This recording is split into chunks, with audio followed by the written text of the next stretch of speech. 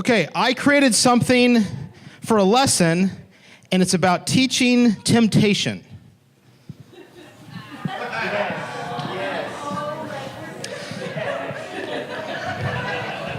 Doesn't that scream temptation? Not mousetrap, not chocolate bars, but a leaf blower with toilet paper on it.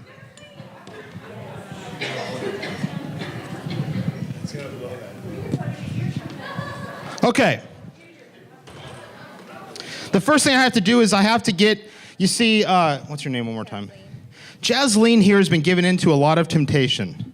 She's just really been falling into sin, just giving up. She just gives into temptation constantly. Over and over and over and over again.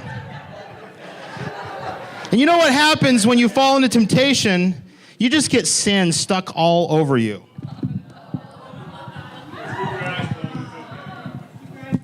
Can we get a 3 count? 3, 2, 1.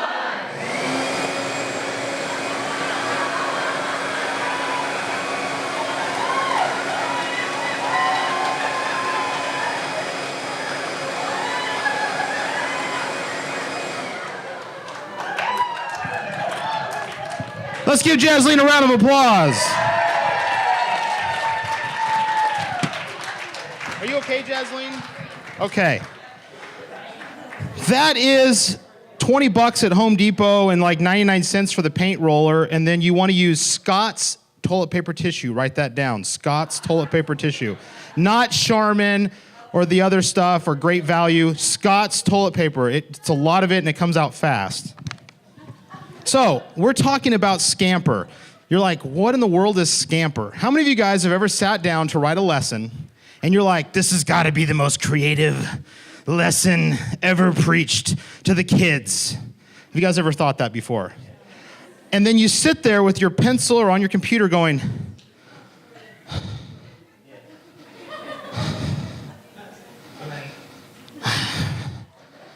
and then you end up going, I'm going to watch YouTube. And then you rack your brain trying to think about some creative way to preach any message. Well, Scamper is a collection of techniques for transforming any object, and I mean any object, into a lesson. You guys should all have these booklets right here. Go ahead and pull those out, but don't flip forward until I say to go forward, okay? We're going to do this together. I'm going to get through this. I'm going to try to get through this as fast as possible. So you will have my contact info. If you're like, I need to talk more about this, I will gladly talk to you more. We have someone right over here that needs this. While we're passing these out, I need each and every one of you to pull one object out of your wallet, your pocket, your purse. Don't let it be it can be any object, but make sure they're not like the thing you're holding right now. Find something on your person. It could be your phone. It could be anything. Just take one object, and you're going to hold on to that one object through this whole entire segment. It can be a coin. It can be some toilet paper. It could be a G.I. Joe action figure, whatever you happen to have in your pockets at that moment. Maybe an old diaper in your purse. A spoon, perfect, that's still in the wrapper, even better. Now, what I want you to do is I want you guys to turn to the first page.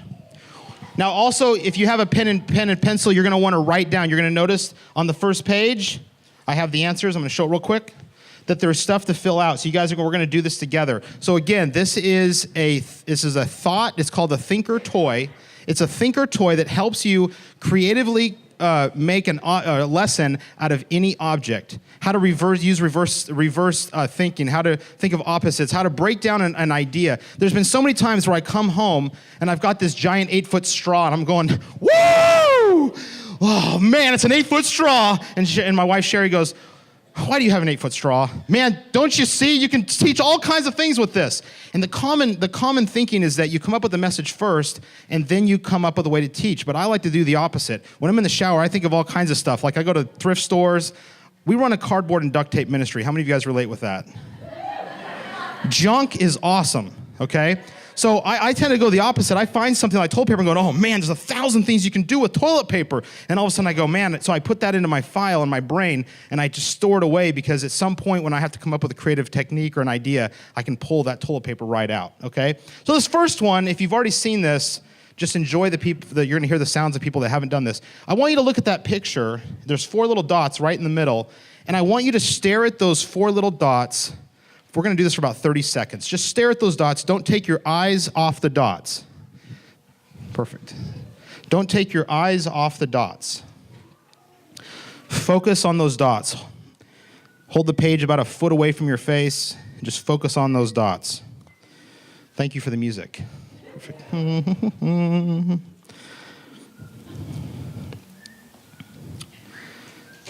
Almost done. Keep focusing. Keep focusing.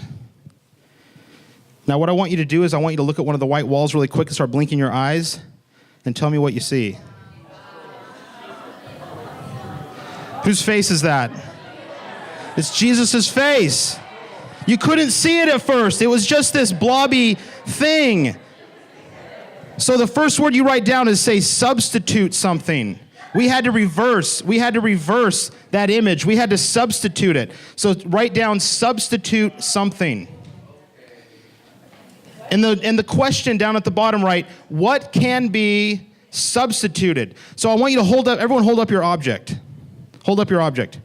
And ask yourself, what can I substitute this? How can I substitute this into my message? How can I take out one thing and put this in? How can I teach from this one object? What can be substituted? Who can be substituted? Maybe we take out Jonah and put in a Lego figure, or we put in a pile of toilet paper. What can be substituted? There was one time I was in the thrift store. Thank you for holding them up. I'm going to have you hold them up repeatedly, so get used to that. I was in the thrift store, and my friend and I found a bowling ball. And we're like, yes, it's still in the ball, in the bag and everything. And my friend goes, what are we going to use this for? I don't know. I mean, it's a bowling ball. Every kids ministry has to have a bowling ball, right? So we go back to the church, and our receptionist doesn't get kids ministry at all. She laughs. She goes, you're crazy. So I thought, man, I'm going to take this bowling ball. I'm going to roll it down the hallway, and I'm going to stand back like this. So here she is at her desk, and all of a sudden, and I hear her going, what in the world? And I go, sorry, I was just bowling. She goes, oh, yeah. I love messing with Angela. If you ever come to Real Life Church, and when you see Angela's face, just know that she's been messed with a lot. Turn to the second page. So the first way that you come up with a creative idea is you substitute something. Number 2, C, you combine it with something else. So hold up your object again. What can you combine this with to teach your lesson? I want you to look at the first image on the left. And then I want you to notice that when those 2 images they come into each other, they go up and down, they go into each other, it forms the next image. So those 2 images went into each other to form the image on the right. Now here's the crazy thing. I want you guys to look at the image on the right, and I want you to try to see the original 2 images. It's almost impossible. You can no longer see the 2 images. All you see is a wavy line over the top of these right angle curves or right angle corners. Because once you combine something together, it becomes something else. And all of a sudden, when you take this object, so I'm just going to combine this spoon, thank you for the spoon, and the wrapper, I'm going to combine it with some toilet paper. All of a sudden, it doesn't make sense. Don't try to think about how this is pertaining to the life of Jonah. Just do it. Just put it together. So, what ideas can be combined? Question at the bottom. What ideas can be combined? I laughed. I was at Home Depot, and I was walking out because I wanted to build this. So I got this plastic lawn owl, and I was like, I had just the owl, and this is Hootsie. Woo! This is Hootsie, and he was just this owl, and I had to go like this with it, and I want to make his head turn. So I went to Home Depot, and I bought a toilet gasket and some bolts and an old tennis ball and a wooden dowel and some other parts up in there. And I was in Home Depot getting these parts, and this one of the workers comes up and says, "What can I help you build today?" And I was like, "Do you really want to know?" Like, yeah, we're going to build Hootsie. Woo! The kids love him. I walked out and I started laughing. I said, because of necessity, which is the mother of invention, I was forced to build something I didn't know how to build. I didn't have any budget. I just built a couple bucks in parts. And I walked out going, I'm the MacGyver of kids pastors. And I was like, yes, Home Depot is not a building store. It's a children's ministry supply warehouse. Right there, Mr. Hootsy. All right, number 3. Everyone write down, adapt something to it. So hold up your item again. Ask yourself, what can I adapt with this? How can I adapt this? Adapt something to it. What can I change this with? Look at those two symbols. I want you to notice something. The inner circles are exactly the same size. However, the one on the left appears larger because the context in which it appears influences what you see. The context in which it appears influences what you see. The circle on the left looks larger because of the other circles that you put around it. So simply by adapting something else to it, it changes the perspective of that first circle. Those two circles are exactly the same size. When you place any subject, this is the statement at the bottom, when you place any subject in a different context, your imagination can stimulate new ideas. So hold up that object when you're done writing. And I want you guys to think about this. When you place any subject, this is your subject, in a different context, your imagination suddenly can stimulate new ideas.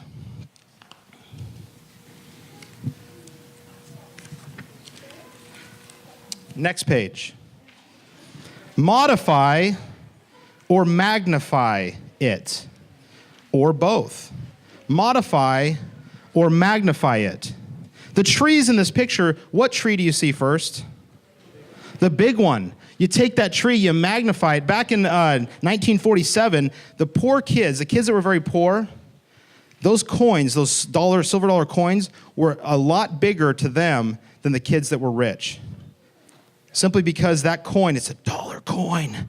It's magnified. It's huge. So what part of the lesson can you magnify? The seemingly insignificant part of your lesson, how can you magnify? How can you magnify? Quick, what did you have held up? What is your object? Yes. Your pen. How can I make this pen huge? And not in a physical sense. How can I really bring some exaggeration to this pen? How can I modify this pen? What can be exaggerated, overstated, or added? What can be exaggerated, overstated, or added? How about this one? Look at the next one down. It's this square. Now, we started with a square,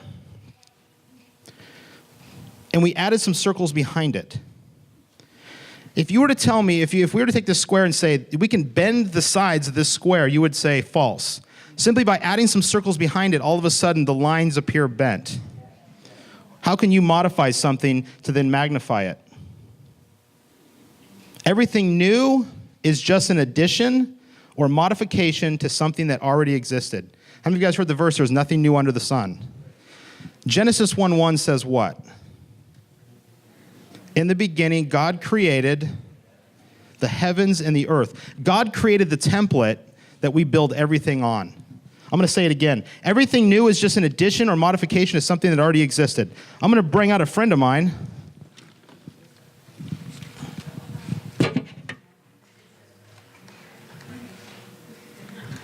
His name is Bones. Last Christmas, one of our pastors of the church had this plastic skeleton from Halloween, and he said, here, you can have it, use it in kids ministry. And I thought, that's a little scary for kids ministry.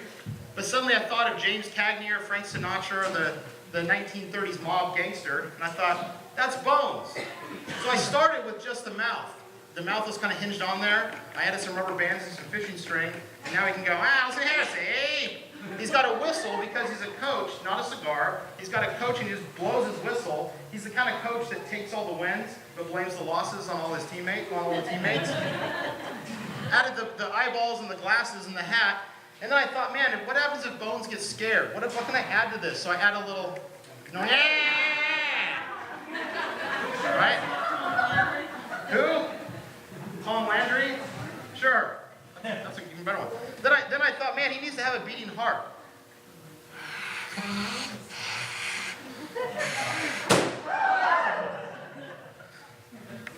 Uh-oh. And then I thought, man, you know what? Bones, he's kind of a negative character. When he doesn't like something, he just, take that, say. I've seen him as a May. So every week I kept adding, we used him in the life coaching session. I would look at him as just a mouth, and I was like, oh man, we gotta add it. My son says, Dad, you gotta get a gangster hat. So I added a hat, and I thought, the hat needs to spin. And then I thought, man, he needs to have a beanie on. And then I kept adding to it, and every week it was like, our receptionist, Angela, was like, what else are you gonna do to that thing? Oh, it's not done yet. I got some legs for him. We're gonna do something there too. I need to hurry. Modify or magnify it. Everything new is just an addition or modification to something that already existed. How about the next one? Put it to other uses. That symbol in the middle can either be a 13 or a B, depending on how you look at it. Depending on where you put it. If you put it in the line left to right, it's a letter. If you put it in the line up and down, it's a number. Joseph Gayeti in 1857 used hemp to make medical paper, which eventually became toilet paper. Put it to other uses. What else can this be used for? Everyone hold up your object. What else could this be used for? Let's see, what do you have right there? Glasses. How else can I? It's obvious to put these on your face, but how else can I use these? Maybe roasting ants in the sun, right? Every subject takes its meaning from the way it's used. If someone's never seen glasses before and you use it to roast ants, to the person that's watching that, that's an ant roaster. Those aren't glasses. Next one, eliminate or minify. E, eliminate. Now you might think I said, do you say minimize? No, it's minify. Eliminate or minify, M-I-N-I-F-Y. Eliminate or minify. What can you take away from this? How can you strip that down? Take the lenses out. Take the wrapper off the spoon. What if this were smaller? What's not necessary about this object? Now look at the graphic on the left. What single word Christmas greeting does that design convey? I want the first person hand up. First person hand up. What single word Christmas greeting does the design on the left convey? The hint is that kids will probably notice it first. It's obvious. It's right there in front of you. What single word Christmas greeting? Yes? Noel! How many of you guys got that? You're like, wait, what? If you look at the alphabet, there's no L in it. My daughter said, I showed it to my daughter, she goes, I don't get it, Dad, there's no L in this. I was like, say that again. Noel. Oh! So all you have to do is eliminate something. How about the one on the right? By understanding the surrounding squares of the figure on the right, the inner square is made to seem larger than the one on the left. By minifying, we minified the squares on the outside, making the inside suddenly take on a whole new definition. Here we go. Ideas sometimes come from minifying. Through trimming, you can gradually narrow your challenge down to that part that is only necessary. I'll say it again. Ideas sometimes come from minifying. Through trimming, you can gradually narrow your challenge down to that part that is only necessary. Now you're getting somewhere.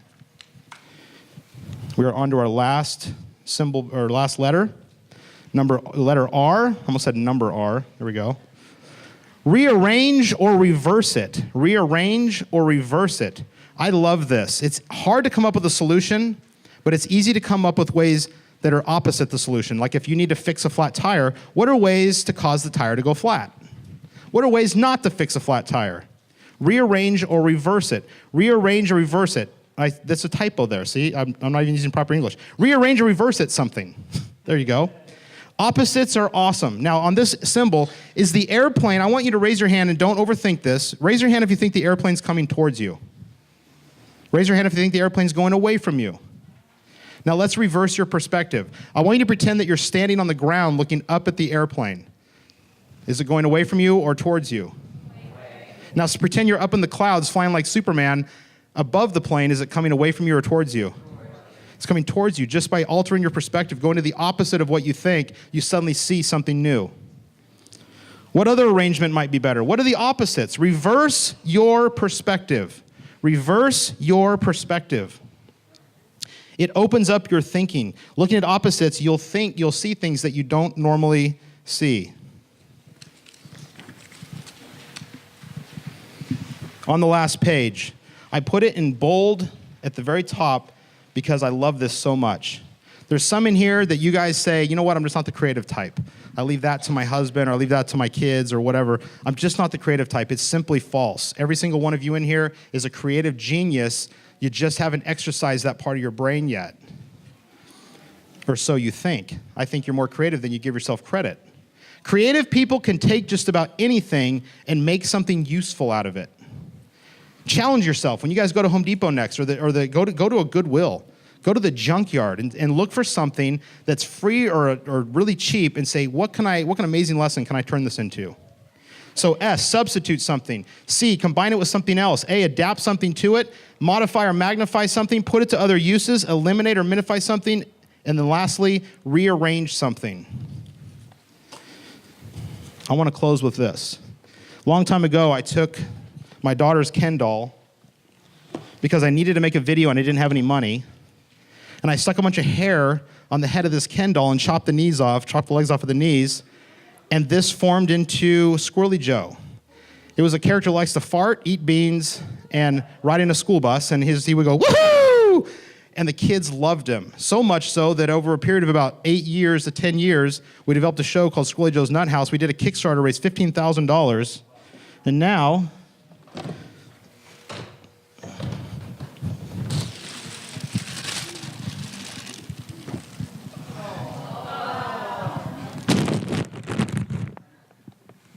second.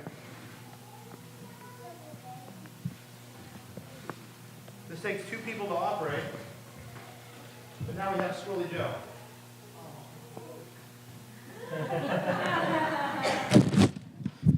Woohoo! So that's Squirrely Joe, and this simply came from an idea that used all those techniques. I really appreciate your guys' time, and I apologize if I went over time, but I'd love to connect with you. My passion is working with other kids ministries, and I so appreciate that you guys are here today, so thank you.